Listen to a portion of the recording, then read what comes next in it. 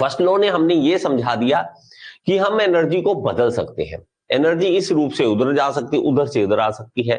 ये हमने बड़े आसानी से समझा कि हम अगर एक साइक्लिक काम कर रहे हैं, कोई साइक्लिक प्रोसेस, मान लीजिए साइकिल चला रहे हैं, तो उसके अंदर सारी की सारी हम कहेंगे डेल क्यू जो है उसको डेल वर्क डन में बदला जा सकता है, सब कुछ वर्क डन में बदला जा सकता है। लेकिन ये कुछ बातें जो है वो हिडन रहेंगी। क्या? एक तो हमें ये नहीं पता लगा कि प्रोसेस किस तरफ जाएगी। प्रोसेस किस तरफ जाएगी इसका क्या मतलब होता है? देखो, हमें अगर मैं कहूंगा आपको बीच में आके कि मैं एक जगह गया था, वहां पे ना झरना उल्टा बहता है, नीचे से ऊपर की ओर जाता है। एक जगह मैं बैठा बैठा कह रहा हूं, मेरे भाई मेरे घर में चीजें ऐसे नहीं है कि मैं अगर पेन गिराऊं तो नीचे गिरती, नहीं, अगर मैं नीचे रख दूं ना पेन ऊपर आ जाता है। क्या आप चीज को मानोगे? आप इन चीजों को मानोगे नहीं। आप कहोगे यार सर ऐसे थोड़ा ना होता है, ये तो रूल के खिलाफ है। कौन से रूल के खिलाफ है? रूल ऐसे जो नेचर ने बना रखे हैं और उनको कोई नहीं तोड़ सकता।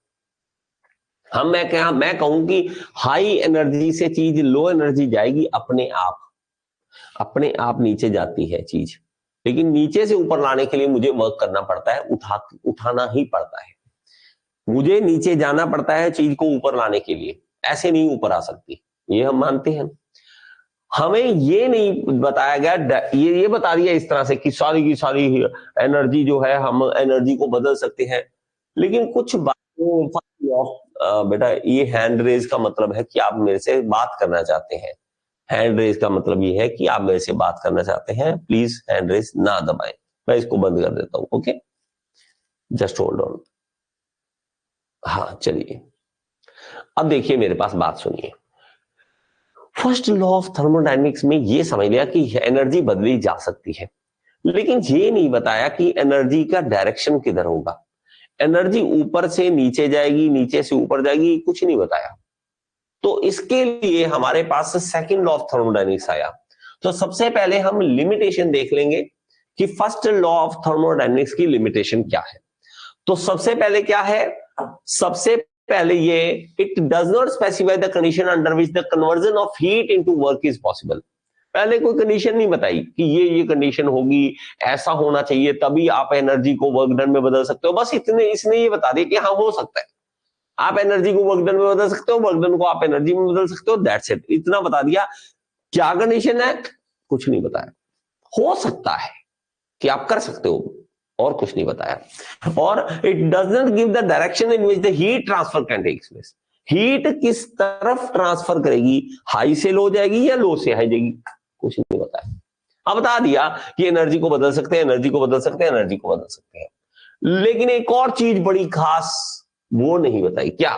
दो the work can be conveniently converted into heat, work सारे का सारा हीट एनर्जी में बदला जा सकता है, लेकिन सारी की सारी हीट एनर्जी वर्क डन में बदली नहीं जा सकती। Yet the heat cannot be converted into work completely। इस लाइन को याद कर लो, इस लाइन को, only a fraction of heat supplied is converted into work. कि आप क्या कर सकते हो, आप सारे के सारे वर्क डन को हीट में तो बदल सकते हो, हीट में बदल सकते हो, लेकिन सारे की सारी हीट को आप वर्क डन में नहीं बदल सकते। इम्पॉसिबल है ये फर्स्ट लॉ ने नहीं बताया। फर्स्ट लॉ ने तो बता दिया हाँ हो सकता है, हो सकता है, करो करो करो, कोशिश करो, ठीक है। लेकिन ऐसा जो इम्पॉसिबल चीजें हैं वो नहीं बताई इसने कुछ। इसका मतलब क्या है? इसका मतलब है कि आप अगर पेट्रोल जलाओगे, आप टंकी में पेट्रोल डालोगे, ठीक है, आप बाइक चलाते हो, ये देखो पेट्रोल डालोगे टंकी में, यहां पे इंजन होगा, इंजन चलेगा, तो जितना पेट्रोल जलाओगे, अगर 100 रुपए का पेट्रोल जलाओगे तो 100 रुपए के पेट्रोल में से सिर्फ 30-40 रुपए का पेट्रोल होगा जो आपको वर्क डन देगा। बस 30-40 रुपए का पेट्रोल ही वर्क डन देता है, बाकी यहां से निकलता है जिसको हम पटाखे बजाने में इस्तेमाल करते हैं, धूम धा। बुलेट के पटाखे बजाते हो कभी?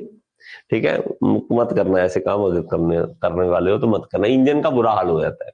तो ये जो 60 रुपए है ना, 60 से लेके 70 रुपए, वो यहां से निकल रहे हैं, वेस्टेज में बदल रहे हैं, हीट एनर्जी में बदल रहे हैं। यहां से इंजन में से गर्मी निकलती है, यहां से गर्मी निकलती है, ये सारी एनर्जी यहां से वेस्ट जा रही है।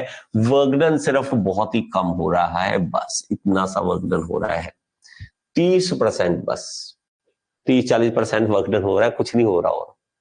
तो हम क्या करें? तो ये फर्स्ट लॉ नहीं बताता, हाँ ये चीज नहीं बताता। ओके, और साथ में क्या है, हाँ ये बातें मेन आ गई।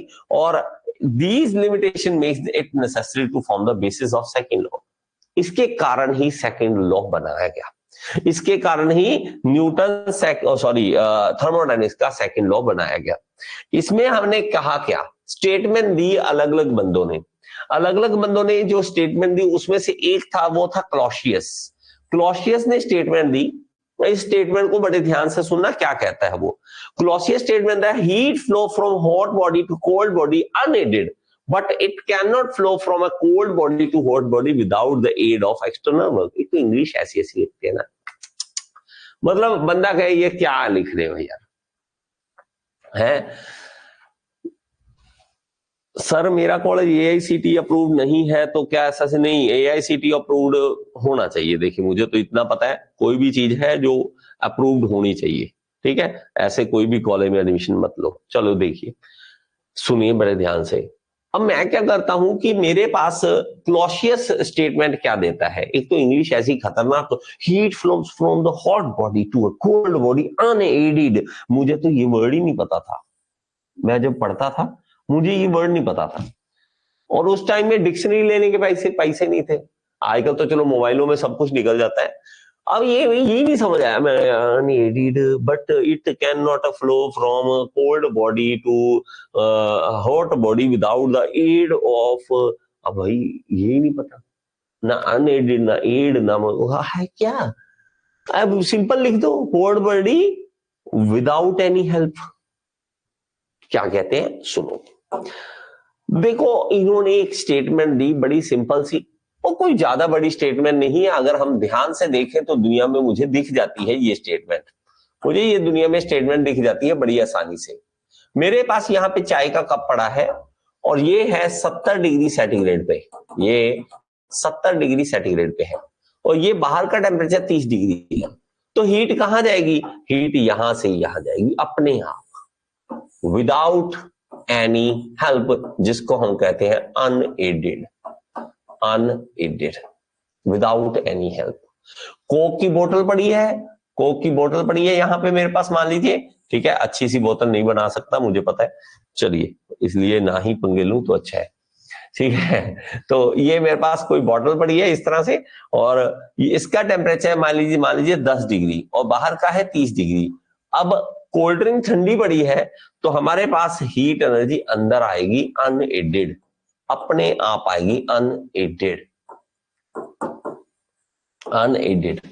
फ्रिज आपके पास है, फ्रिज है, ओके, और आपको लगी है प्यास, आप आए, आपने दरवाजा खोला इसका, ठीक है, आपने क्या किया, इसका दरवाजा था वो खोल लिया, ठीक है, और दरवाजा खोल के खड़े हो गए पानी पीने के लिए। आप क्या कर रहे हो कि दरवाजा खोला और खोल के फ्रिज का पानी पीने लग गए, आराम से खुला पड़ा है, आराम से पानी पी रहे हो।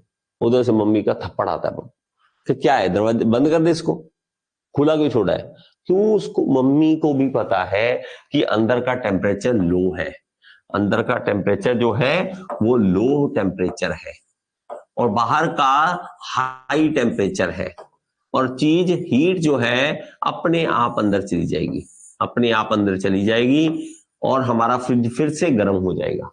जो चीजों ने अपनी हीट छीन ले, मतलब दूध ठंडा हो चुका था, बर्फ जम चुकी थी, पानी ठंडा हो चुका था, अब ये सब कुछ हो चुका था, आपने खुला छोड़ा, हीट को मौका मिल गया। और ये कभी कभी लगता है कि ये जो मॉलिक्यूल्स हैं हवा के, इसको किसने बोला, कि उधर जा? किसने आदेश दिए? बैठी थी चुपचाप, आराम से बैठी थी, बैठी आराम से, फ्रिज खुला, भागो। कहां भागो? वो अंदर जाना पड़ेगा मुझे। क्यों जाना पड़ेगा? भाई रूल बना हुआ है थर्मोडायनेमिक्स का, सेकंड लॉ ऑफ थर्मोडायनेमिक्स है। क्या रूल है भाई? लो टेम्परेचर के बाद जाना पड़ेगा मुझे। जब तक नहीं चैन आएगा, जब तक दोनों चीजें बराबर नहीं आ जाती, दोनों चीजें थर्मल इक्विलिब्रियम नहीं आ जाती, कोई भी आसपास चीज पड़ी है मुझे बराबर करना ही पड़ेगा। आप कुछ ना देखो, मान लीजिए मैं बाल्टी पानी की है, बकेट है, आप उसमें से एक मग निकालो, ऐसे निकालोगे, थोड़ा सा खड्डा बनेगा, 1 मिनट 1 सेकंड के लिए, पानी, बाकी का पानी उसमें भर जाएगा, लेकिन बराबर कर देगा। ये सारी खेल जो खेला जा रहा है इधर उधर, आप देखोगे वो सब इक्विलिब्रियम के लिए खेला जा रहा है।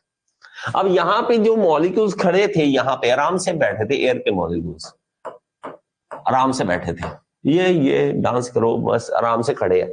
हम हैं हाई टेम्परेचर पे, आपने फ्रिज खोले, ओ माय गॉड यहाँ पे लो टेम्परेचर, भागो। अब ऐसी ऐसी चीजें कैसे?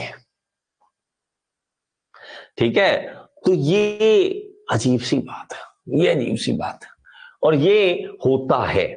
लेकिन अगर मैं कहूं कि मेरे पास यहाँ पे 30 डिग्री पे बाहर चीज पड़ी है, और अब मेरे पास एक कोल्ड ड्रिंक की बोतल है जो ऑलरेडी 30 डिग्री पे है, मैं इसको क्या कहता हूं? लो टेम्परेचर करना है इसको, तो मुझे इसको उठाना पड़ेगा, फ्रिज के अंदर रखना पड़ेगा, फ्रिज के अंदर का कंप्रेसर, इवेपोरेटर वो काम करेंगे, वर्क डन करेंगे, तब इसका टेम्परेचर लो हो सकता है।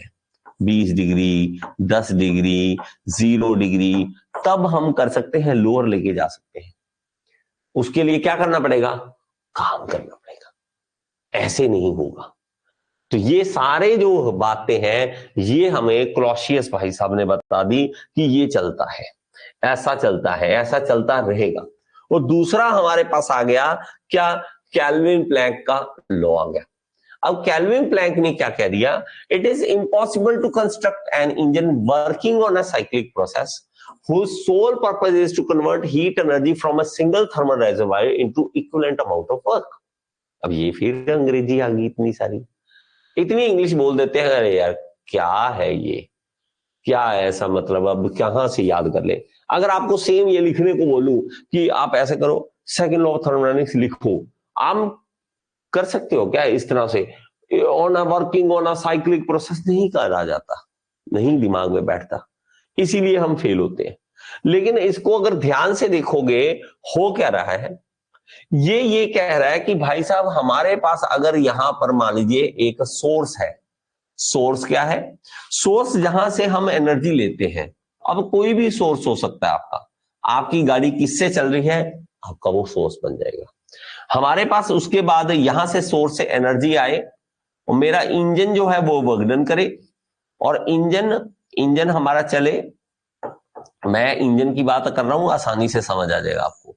ये हमें वर्कडन दे, और जितनी हीट एनर्जी वेस्टेज में जाएगी वो रेजरवायर में चली जाए, वो हमारी सोर्स से सिंक में चली जाए, सोर्स से सिंक में चली जाए, तो हम सिंक में चली जाए हमारी। मतलब दो थर्मल रेजरवायर इंपॉर्टेंट है, सोर्स भी चाहिए और सिंक भी चाहिए। आप अकेले ऐसा नहीं कर सकते कि अकेला सोर्स बना दो, सोर्स अकेला बना दो, ठीक है, और आप उससे लो एनर्जी और सारी की सारी वर्कडन में बदल डालो, सारी की सारी वर्कडन में बदल डालो। ऐसा नहीं हो सकता। आपको सिंक यहां पर होगा ही होगा, और एनर्जी यहां पे वेस्ट जाएगी ही जाएगी, जाएगी ही जाएगी। इम्पॉसिबल है कहता है ये चीज करना। और आप ये भी नहीं कर सकते कि इंजन चले वर्कडन दे, और कोई भी एनर्जी ऊपर एनर्जी ना आए कहीं से, सिर्फ वर्कडन आए। इम्पॉसिबल है, इम्पॉसिबल है कि अकेला वर्कडन हो रहा है, भाई साहब एनर्जी की जरूरत ही नहीं है। मैं कहूं कि मैं नहीं खाना खाऊंगा, मैं खाना नहीं खाऊंगा आज, ना खाओ, काम नहीं होगा, हो जाएगा। लेकिन मेरे पास ऑलरेडी एनर्जी है बॉडी के अंदर। 1 दिन 2 दिन 10 दिन अगर मान लीजिए मैंने खाना नहीं खाया, और उसके बाद कोई आके कहे आजा फुटबॉल खेलते हैं, फुटबॉल कहां से खेल लेंगे? कहां से वर्क डन कर रहे भाई, 10 दिन से खाया नहीं है कुछ, खाया नहीं मतलब एनर्जी नहीं है, सोर्स नहीं है, सोर्स ऑफ एनर्जी नहीं है। सोर्स होगा, सिंक होगा, तभी ये सब कुछ चलेगा, नहीं तो नहीं। हम जितनी एनर्जी लेते हैं, जितना खाना खाते हैं, उसमें से वर्कडन परिवर्तित करते हैं, बहुत ही कम करते हैं, बाकी वेस्ट करते हैं हम। हमारी बॉडी में से लगातार एनर्जी जो है वेस्टेज जा रही है। आप अब देखो, खाना खाओ और कोई काम ना करो, लेटे रहो, फिर भी आपकी एनर्जी जाएगी। कहां जाएगी? सिंक में जा रही है, ये एनवायरमेंट में जा रही है। आप कुछ नहीं कर रहे, फिर भी खाना एनर्जी यूज हो रही है। बात समझ आ रही है? बात समझ आ रही है या नहीं? ठीक है, तो हम क्या करेंगे, इस तरह से चीज को समझेंगे हम। रेजरवायर हमारे पास सोर्स जरूरी है, ठीक है। हम कहें कि हमारे पास सोर्स है, वर्कडन है, नहीं, इम्पॉसिबल है ये चीज। ओके, हमारे पास इम्पॉसिबल है। मेनली हम क्या कहेंगे स्टेटमेंट, इस तरह से रेजरवायर भी हो और रेजरवायर यहाँ पे लोअर टेम्परेचर पे हो, वर्कडन भी हो, ये सबसे सही स्टेटमेंट है। ठीक है, इसको अभी मत समझना, ये थोड़ा अजीब सा बनाया हुआ है। ठीक है, मैं आपको समझाऊंगा ये कारण क्या है, इसका कारण क्या है, ये रहने दीजिए, इस डायग्राम को अभी रहने दीजिए, बाद में देखेंगे। ठीक है, इस डायग्राम को रहने दीजिए, अभी आपको चीज नहीं समझ आएगी, ये डायग्राम रहने दीजिए। ठीक है, इसको देख लीजिए, इसको देख लीजिए। तो ये पॉसिबल है हमारे पास सोर्स हो, सिंक हो, और ये इस तरह से वर्क करना हो। ठीक है जी, ओके। और बड़ी अजीब सी बातें हैं, और बहुत अजीब सी बातें हैं। देखो, मैं अगर कहूं कि मैं हाथ हिलाऊं और हीट एनर्जी पैदा हुई, लेकिन क्या ये हीट एनर्जी मेरे हाथ को हिला सकती है? बात को समझना। मैं अगर पेट्रोल जलाऊं तो वर्क डन हो और हीट एनर्जी निकले, क्या बात जो हीट एनर्जी निकली है वो वापस मेरे वर्क डन दे सकती है? नहीं दे सकती। तो ये कुछ बातें हैं जो स्टेटमेंट देती हैं कि ऐसा पॉसिबल नहीं है। मैं अगर कहूं कि मेरे पास यहाँ पे देखो कि मेरे पास एनर्जी, यहाँ पे मान लीजिए समंदर है, समंदर के अंदर नीचे से बहुत सारी हीट एनर्जी है मेरे पास। हीट एनर्जी जो है वो एनर्जी है, वो एनर्जी वर्कडन दे दे, ऐसा पॉसिबल नहीं होता। बहुत सारी ऐसी चीजें हैं। तो हम क्या चाहते हैं, देखो हमारे पास एफिशिएंसी क्या होती है? एफिशिएंसी होती है वर्कडन अपॉन हीट एनर्जी, कितनी हीट एनर्जी दे रहे हो। अगर मान लीजिए आपने कोई ऐसा इंजन बना दिया, कभी जिंदगी में दुनिया में बैठे थे, आपने ऐसा इंजन बना दिया, आके बैठे और मुझे कहा कि जितनी मैं हीट दे रहा हूं सर, जितनी हीट दे रहा हूं उतना ही वर्कडन कर रहा हूं। तो मतलब क्या है, मैंने हीट एनर्जी दी 100 जूल की और वर्कडन भी मैंने 100 जूल का कर दिया। अगर ये 100 डिवाइडेड बाय 100 करेंगे तो ये क्या आ जाएगा, 1 मतलब 100% efficiency, 100% efficiency, which is impossible. So second law of thermodynamics हमें क्या समझा देता है? second law of thermodynamics क्या समझा देता है? 100% efficiency of an engine, efficiency of any engine is impossible. Of any engine is impossible. ये ऐसा कभी भी नहीं हो सकता, ऐसा कभी भी नहीं हो सकता। हो क्या सकता है? हो ये सकता है, पॉसिबल क्या है कि आप यहां से 100 जूल की हीट एनर्जी क्यू दो, क्यू इन दे दो, यहां से वर्क डन आए और मेरे पास यहां से क्यू आउट मिले, हमें यहां से क्यू आउट मिले, मतलब यहां से वेस्टेज निकले ही निकले, निकले ही निकले। तो मेरे पास क्या होगा, efficiency work done upon Q in. अब वर्कडन क्या है? वर्कडन है हमारे पास क्यू इन कितना किया, क्यू आउट कितना निकला, उसको माइनस कर दो, अपॉन क्यू इन कर दो। यही हमारे पास होती है एफिशिएंसी, यही हमारे पास होती है एफिशिएंसी। बात समझ आई? तो ये हमारा सेकंड लॉ ऑफ थर्मोडायनेमिक्स था। आई होप चीज आपको समझ आ गई हो। बहुत ही इंपॉर्टेंट चीजें हैं, बहुत ही प्यारी चीजें हैं। ये एसएससी जेईई आरआरबी जेईई में बहुत भर भर के पूछी जाती है, इसमें से हर क्वेश्चन आते हैं इसमें से। प्लीज इनको जरूर नोट करें। समझ आया? ओके, चलिए आगे चले। आई होप कि आपको ये वीडियो अच्छी लगी होगी, समझ आई होगी। अगर समझ आई है तो एक बार कमेंट बॉक्स में जरूर बताएं और लाइक का बटन दबा दिया करें। और अगर आप एसएससी जेई, आरआरबी जेई, किसी भी जेई एग्जाम की तैयारी करना चाहते हैं तो आप कोर्स ज्वाइन कर सकते हैं, मेरे साथ लाइव पढ़ सकते हैं। All in one AE JE course को ज्वाइन कर लीजिए। ये इस कोर्स का लिंक जो है आपको डिस्क्रिप्शन बॉक्स में मिल जाएगा और यहाँ पे ऐप का लिंक दे रहा हूँ। ऐप जो डाउनलोड करें, इसके अंदर फ्री एमसीक्यूज भी हैं जिसको आप अटेम्प्ट करके अपने एसएससी जेई, आरआरबी जेई को क्लियर करने का सपना पूरा कर सकते हैं। Thank you so much.